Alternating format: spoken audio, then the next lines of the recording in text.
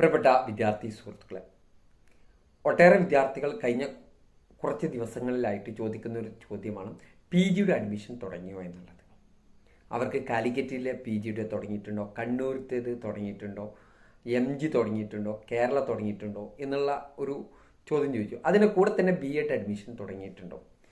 അതിനുള്ള ഒരു പ്രധാന കാരണം കാലിക്കറ്റ് യൂണിവേഴ്സിറ്റിയുടെ ഡിഗ്രി റിസൾട്ട് വന്നു. ഇനി എല്ലാവരും പി ജി ബി എഡ് അഡ്മിഷന് വേണ്ടിയിട്ട് കാത്തിരിക്കുകയാണ്. അപ്പോൾ ഈ വിദ്യാർത്ഥി സുഹൃത്തുക്കൾക്ക് അറിയേണ്ടത് ഇവരുടെ അഡ്മിഷൻ തുടങ്ങിയിട്ടുണ്ട്. അതിന് പ്രധാന കാരണം ഡിഗ്രിയുടെ അഡ്മിഷനുകൾ കഴിഞ്ഞ ദിവസങ്ങളിലായിട്ട് ഈ 4 യൂണിവേഴ്സിറ്റികളും തുടങ്ങി. ഇനി പി ജി ബി എഡ് ആണുള്ളത്. പി ജി ബി എഡ് എല്ലാ വർഷവും ഡിഗ്രി തുടങ്ങി ഒരാഴ്ച 2 ആഴ്ചക്കുള്ളിലാണ് പി ജിയുടെ അഡ്മിഷൻ തുടങ്ങാറുള്ളത്. ഉടൻ തന്നെ ഈ 4 യൂണിവേഴ്സിറ്റിയുടെയും P G B Ed admission തുടങ്ങും. അതിനുള്ള പിന്നെ ഇതിൻ്റെ ഒരു ലേറ്റ് ആകുന്നതിന് കാരണം പല യൂണിവേഴ്സിറ്റികളും റിസൾട്ട് ഇനിയും വരാനുണ്ട്.